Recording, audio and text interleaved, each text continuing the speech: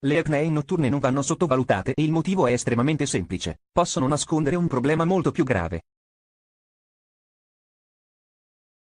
Questo è quanto espresso dal Congresso Nazionale di Pneumologia 2018, dal quale è stato lanciato un allarme particolarmente preoccupante. Le apnee notturne possono essere il segnale di malattie cardiocerebrovascolari. Ma cosa sono esattamente queste apnee? Dal punto di vista medico si tratta di interruzioni della respirazione che durano diversi secondi. La causa è l'ostruzione delle vie aeree superiori, ma quali sono le conseguenze esatte? Prima di tutto ne va del corretto funzionamento dell'organismo. Nel breve periodo si hanno ripercussioni fisiche quali sonnolenza, cefalea e calo della tensione. Nel lungo periodo, però, le cose possono andare molto peggio, i danni alla salute diventano più gravi. A preoccupare in particolar modo è la tendenza a sottovalutare la questione. Ciò porta spesso a mancate diagnosi. Il Pro Mario Polverino, direttore della pneumologia dell'ASL di Salerno e responsabile della International Conference on Respiratory Medicine, ha esposto ampiamente il concetto affermando che a causa dell'ipossia, ovvero della carenza di ossigeno nell'interno organismo o in una singola regione, le apnee notturne sono un fattore di rischio per le malattie cardiocerebrovascolari.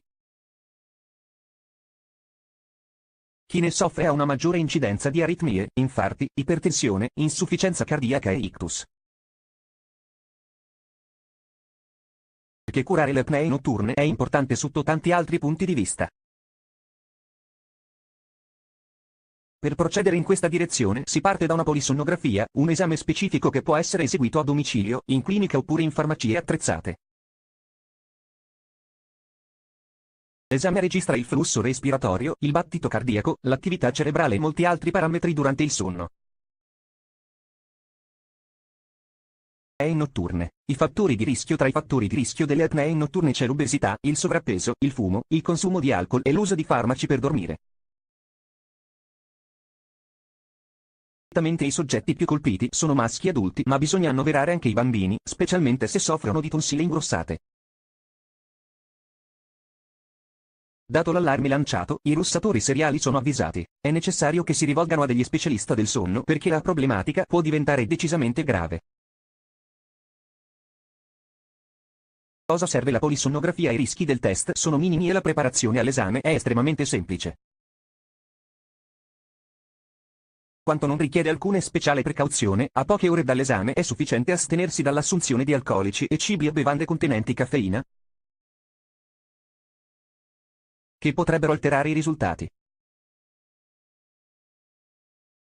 Il sonno è caratterizzato da due fasi principali, che si susseguono l'una all'altra per diverse volte, 4-5 cicli di circa 90 minuti ciascuno, la fase non REM, o sonno ortodosso, e la fase REM, o sonno paradosso. La corretta alternanza tra queste due fasi garantisce un riposo ristoratore. Il dispositivo comincia a registrare poco prima dell'inizio del sonno. La polisonnografia ovviamente si esegue di notte. Il paziente dovrà solamente indossare il dispositivo mezz'ora prima di andare a dormire, mentre l'apparecchio rimarrà in funzione tutta la notte registrando i parametri, senza per questo disturbare il sonno.